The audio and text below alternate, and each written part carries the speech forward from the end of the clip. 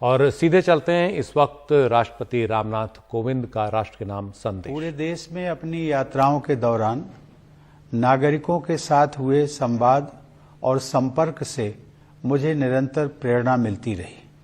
छोटे छोटे गांवों में रहने वाले हमारे किसान और मजदूर भाई बहन, नई पीढ़ी के जीवन को संवारने वाले हमारे शिक्षक, हमारी विरासत को समृद्ध बनाने वाले कलाकार, हमारे देश के विभिन्न आयामों का अध्ययन करने वाले विद्वान, देश की समृद्धि बढ़ाने वाले उद्यमी, देशवासियों की सेवा करने वाले डॉक्टर व नर्स, राष्ट्र निर्माण में संलग्न वैज्ञानिक व इंजीनियर, देश की न्याय व्यवस्था को योगदान देने वाले न्यायाधीश व अधिवक्ता, प्रशासन तंत्र को सुचारू रूप से चलाने वाले सिविल सर्वेंट्स, हर वर्ग को विकास से जोड़ने में सक्रिय हमारे सामाजिक कार्यकर्ता, भारतीय समाज में आध्यात्मिक प्रवाह को बनाए रखने वाले सभी पंथों के आचार्य व गुरुजन, आप सभी ने मुझे अपने कर्तव्यों का निर्वहन करने में भरपूर सहयोग दिया है। संक्षेप में कहूं तो समाज के सभी वर्गों का मुझे पूरा सहयोग, समर्थन व आशीर्वाद मिला है। मेरे मनो मस्तिष्क में वे सभी क्षण विशेष रूप से अंकित रहेंगे जब मेरी मुलाकात अपनी सेनाओं, अर्धसैनिक बलों तथा पुलिस के बहादुर जवानों से होती थी। उन सभी में देश प्रेम की अद्भुत भावना देखने को मिलती है। अपनी विदेश यात्राओं के दौरान जब भी प्रवासी भारतीयों के साथ मेरा मिलना हुआ, हर बार मुझे मातृभूमि के प्रति उनके गहरे प्यार और अपनेपन का एहसास हुआ। देश के सर्वोच्च नागरिक पुरस्कार समारोहों के दौरान मुझे अनेक असाधारण प्रतिभाओं से मिलने का अवसर मिला। वे सभी पूरी लगन, अटूट समर्पण और दृढ़ निष्ठा के साथ एक बेहतर भारत के निर्माण में सक्रिय हैं। इस प्रकार अनेक देशवासियों से मिलने के बाद मेरा यह विश्वास और भी दृढ़ हुआ कि हमारे निष्ठावान नागरिक ही वास्तविक राष्ट्र निर्माता हैं और वे सभी भारत को बेहतर बनाने के लिए प्रयासरत हैं। ऐसे सभी निष्ठावान देशवासियों के हाथों में हमारे महान देश का भविष्य सुरक्षित है। प्यारे देशवासियों, अपने इन अनुभवों से गुजरते हुए अक्सर मुझे अपना बचपन भी याद आता रहा है कि किस तरह महत्वपूर्ण ऐतिहासिक घटनाएं हमारे व्यक्तिगत जीवन को प्रभावित करती रहीं। जब अपने छोटे से गांव में एक साधारण बालक के नजरिए से मैं जीवन को समझने की कोशिश कर रहा था, तब देश को आज़ादी हासिल किए हुए कुछ ही साल हुए थे। देश के पुनर्निर्माण के लिए लोगों में एक नया जोश दिखाई देता था। उनकी आंखों में नए सपने थे। मेरे दिलो दिमाग में भी एक धुंधली सी कल्पना उभर रही थी कि एक दिन शायद मैं भी अपने देश के निर्माण में भागीदारी कर सकूंगा। कच्चे घर में गुजर बसर करने वाले एक परिवार के मेरे जैसे साधारण बालक के लिए हमारे गणतंत्र के सर्वोच्च संवैधानिक पद के बारे में कोई भी जानकारी होना कल्पना से परे था। लेकिन यह भारत के लोकतंत्र की ताकत है कि इसमें हर नागरिक के लिए ऐसे रास्ते खुले हैं जिन पर चलकर वह देश की नियति को संवारने में अपनी महत्वपूर्ण भूमिका निभा सकता है। कानपुर देहात जिले के परौख गांव के अति साधारण परिवार में पला बढ़ा वह रामनाथ कोविंद आज आप सभी देशवासियों को संबोधित कर रहा है। इसके लिए मैं अपने देश की जीवंत लोकतांत्रिक व्यवस्था की शक्ति को सत सत नमन करता हूं। चूंकि मैंने अपने गांव का उल्लेख किया है, तो मैं इस बात का भी उल्लेख करना चाहूंगा कि राष्ट्रपति के कार्यकाल के दौरान अपने पैतृक गांव का दौरा करना और अपने कानपुर के विद्यालय में वयोवृद्ध शिक्षकों के पैर छूकर उनका आशीर्वाद लेना मेरे जीवन के सबसे यादगार पलों में हमेशा शामिल रहेंगे। इसी साल प्रधानमंत्री जी भी मेरे गांव परौख आए और उन्होंने मेरे गांव की धरती का मान बढ़ाया। अपनी जड़ों से जुड़े रहना भारतीय संस्कृति की विशेषता है।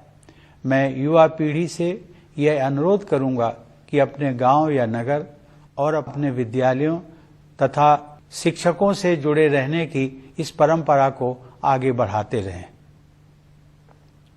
प्यारे देशवासियों, आजकल सभी देशवासी आजादी का अमृत महोत्सव मना रहे हैं।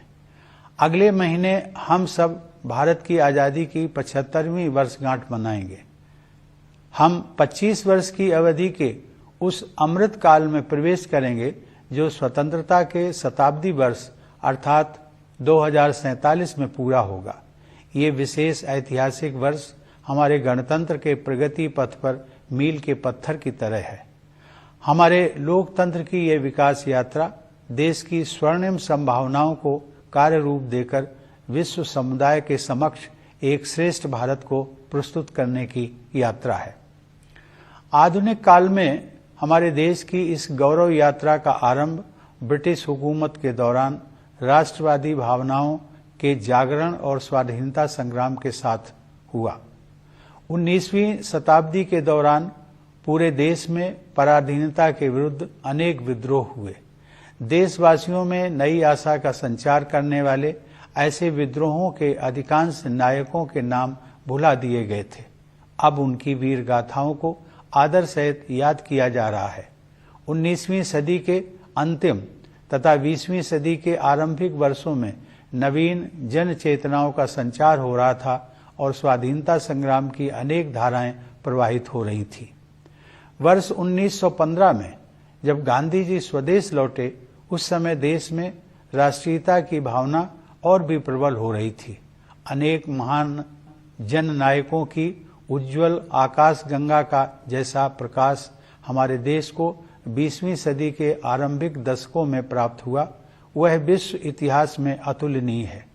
जहां एक और आधुनिक युग के एक ऋषि की तरह गुरुदेव रविंद्रनाथ टैगोर हमारी सांस्कृतिक विरासत से देशवासियों को फिर से जोड़ रहे थे, वहीं दूसरी ओर बाबा साहब भीमराव आम्बेडकर समानता के आदर्श की ऐसी पुरजोर वकालत कर रहे थे जैसा अधिकांश विकसित देशों में भी दिखाई नहीं दे रहा था।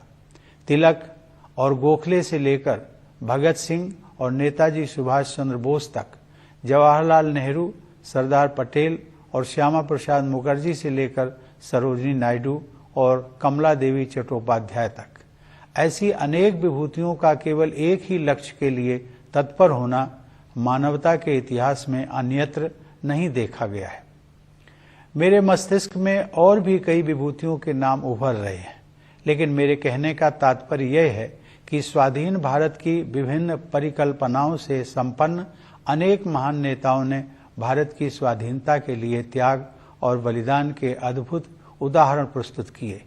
इसमें कोई संदेह नहीं है कि स्वाधीनता संग्राम पर गांधी जी के परिवर्तनकारी विचारों का प्रभाव सबसे अधिक पड़ा और उस दौरान उन्होंने कोटि कोटि देशवासियों की जीवन धारा को नई दिशा दे दी। देवी और सज्जनों, लोकतंत्र के जिस पथ पर हम आज आगे बढ़ रहे हैं, उसकी रूपरेखा हमारी संविधान सभा द्वारा तैयार की गई थी। उस सभा में पूरे देश का प्रतिनिधित्व करने वाले अनेक महानुभावों में हंसाबेन मेहता, दुर्गाबाई देशमुख, राजकुमारी अमृत कौर तथा सुचेता कृपलानी सहित 15 महिलाएं भी शामिल थीं।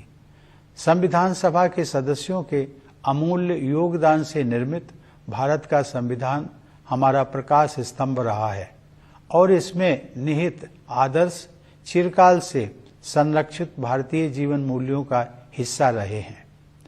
संविधान को अंगीकृत किए जाने से एक दिन पहले संविधान सभा में अपने समापन वक्तव्य में डॉक्टर आम्बेडकर ने लोकतंत्र के सामाजिक और राजनैतिक आयामों के बीच के अंतर को स्पष्ट किया था। उन्होंने कहा था कि हमें केवल राजनीतिक लोकतंत्र से संतुष्ट नहीं होना चाहिए। मैं उनके शब्दों को आप सबके साथ साझा करता हूं।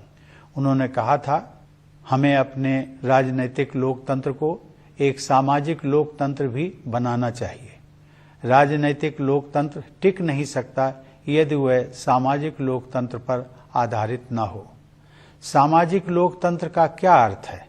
इसका अर्थ है जीवन का वह तरीका जो स्वतंत्रता, समानता और बंधुता को जीवन के सिद्धांतों के रूप में मान्यता देता है। स्वतंत्रता, समानता और बंधुता के इन सिद्धांतों को एक त्रिमूर्ति के अलग अलग हिस्सों के रूप में नहीं देखना चाहिए। उनकी त्रिमूर्ति का वास्तविक अर्थ यह है कि उनमें से किसी भी हिस्से को एक दूसरे से अलग करने पर लोकतंत्र का वास्तविक उद्देश्य ही समाप्त हो जाता है। प्यारे देशवासियों, जीवन मूल्यों की यह त्रिमूर्ति आदर्शयुक्त, उदारतापूर्ण और प्रेरणादायक है। इस त्रिमूर्ति को अमूर्त अवधारणा मात्र समझना गलत होगा। केवल आधुनिक ही नहीं बल्कि हमारा प्राचीन इतिहास भी इस बात की गवाही देता है कि वे तीनों जीवन मूल्य हमारे जीवन की सच्चाई हैं। उन्हें हासिल किया जा सकता है और वस्तुतः उन्हें विभिन्न युगों में हासिल किया भी गया है। हमारे पूर्वजों और हमारे आधुनिक राष्ट्र निर्माताओं ने अपने कठिन परिश्रम और सेवा भावना के द्वारा न्याय, स्वतंत्रता, समता और बंधुता के आदर्शों को चरितार्थ किया था। हमें केवल उनके पद चिन्हों पर चलना है और आगे बढ़ते रहना है। सवाल उठता है कि आज के संदर्भ में एक सामान्य नागरिक के लिए ऐसे आदर्शों का क्या अर्थ है। मेरा मानना है कि उन आदर्शों का प्रमुख लक्ष्य सामान्य व्यक्ति के लिए सुखमय जीवन का मार्ग प्रशस्त करना है। इसके लिए सबसे पहले सामान्य लोगों की मूलभूत आवश्यकताएं पूरी की जानी चाहिए। अब संसाधनों की कमी नहीं है। हर परिवार के पास बेहतर आवास तथा पीने के पानी और बिजली की सुविधा उपलब्ध हो, इस दिशा में हम काम कर रहे हैं। यह बदलाव विकास की बढ़ती हुई गति तथा भेदभाव से पूर्णता मुक्त सुशासन द्वारा ही संभव हो सका है। मूलभूत आवश्यकताओं को उपलब्ध कराने के बाद यह सुनिश्चित करना है कि प्रत्येक नागरिक अपनी क्षमताओं का उपयोग करते हुए खुशी के अवसर तलाशे तथा अपने नितांत निजी गुणों का समुचित उपयोग करते हुए अपनी नियति का निर्माण करे। इस दिशा में आगे बढ़ने के लिए शिक्षा ही मुख्य साधन है। मेरा मानना है कि राष्ट्रीय शिक्षा नीति युवा भारतीयों के लिए अपनी विरासत से जुड़ने और 21वीं सदी में अपने पैर जमाने में बहुत सहायक सिद्ध होगी। उनके विकासमान भविष्य के लिए अच्छी स्वास्थ्य सेवाएं अनिवार्य हैं। कोविड की वैश्विक महामारी ने सार्वजनिक स्वास्थ्य सेवा के बुनियादी ढांचे में और भी अधिक सुधार की आवश्यकता को रेखांकित किया है। मुझे खुशी है कि सरकार ने इस कार्य को सर्वोच्च प्राथमिकता दी है। शिक्षा और स्वास्थ्य सेवाओं का लाभ उठाते हुए हमारे देशवासी सक्षम बन सकते हैं और आर्थिक सुधारों का लाभ लेकर अपने जीवन निर्माण के लिए सर्वोत्तम मार्ग अपना सकते हैं। 21वीं सदी को भारत की सदी बनाने के लिए हमारा देश सक्षम हो रहा है, यह मेरा दृढ़ विश्वास है। प्यारे देशवासियों, अपने कार्यकाल के 5 वर्षों के दौरान मैंने अपनी पूरी योग्यता से अपने दायित्वों का निर्वहन किया है। मैं doctor Rajendra Prasad, doctor S Radhakrishnan और डॉक्टर APJ अब्दुल कलाम जैसी महान विभूतियों का उत्तराधिकारी होने के नाते बहुत सचेत रहा हूं। जब मैंने राष्ट्रपति भवन में प्रवेश किया था तब मेरे तत्कालीन पूर्ववर्ती श्री प्रणब मुखर्जी ने भी मेरे कर्तव्यों के बारे में मुझे बुद्धिमत्तापूर्ण सुझाव दिए। फिर भी जब कभी मुझे किसी तरह का संशय हुआ तब मैंने गांधी जी का और उनके द्वारा सुझाए गए मूल मंत्र का सहारा लिया। गांधी जी की सलाह के मुताबिक सबसे अच्छा मार्गदर्शक सिद्धांत यह था कि हम सबसे गरीब आदमी के चेहरे को याद करें और खुद से ये सवाल पूछें कि हम जो कदम उठाने जा रहे हैं क्या वह उस गरीब के लिए सहायक होगा। मैं गांधी जी के सिद्धांतों पर अपने अटूट विश्वास को दोहराते हुए आप सबसे ये आग्रह करूंगा कि आप प्रतिदिन कुछ मिनटों के लिए ही सही गांधी जी के जीवन और शिक्षाओं पर अवश्य विचार करें। प्यारे देशवासियों, हम सबके लिए माता की तरह पूज्य प्रकृति गहरी पीड़ा से गुजर रही है। जलवायु परिवर्तन का संकट हमारी धरती के भविष्य के लिए गंभीर खतरा बना हुआ है। हमें अपने बच्चों की खातिर अपने पर्यावरण, अपनी जमीन, हवा और पानी का संरक्षण करना है। अपनी दिनचर्या में तथा रोजमर्रा की चीजों का इस्तेमाल करते समय हमें अपने पेड़ों, नदियों, समुद्रों और पहाड़ों के साथ साथ अन्य सभी जीव जंतुओं की रक्षा के लिए बहुत सावधान रहने की जरूरत है। प्रथम नागरिक के रूप में यदि अपने देशवासियों को मुझे कोई एक सलाह देनी हो तो मैं यही सलाह दूंगा। अपने वक्तव्य का समापन करते हुए मैं एक बार फिर सभी देशवासियों के प्रति हार्दिक कृतज्ञता व्यक्त करता हूं। भारत माता को सादर नमन करते हुए मैं आप सभी के उज्जवल भविष्य की मंगल कामना करता हूं। धन्यवाद। जय हिंद।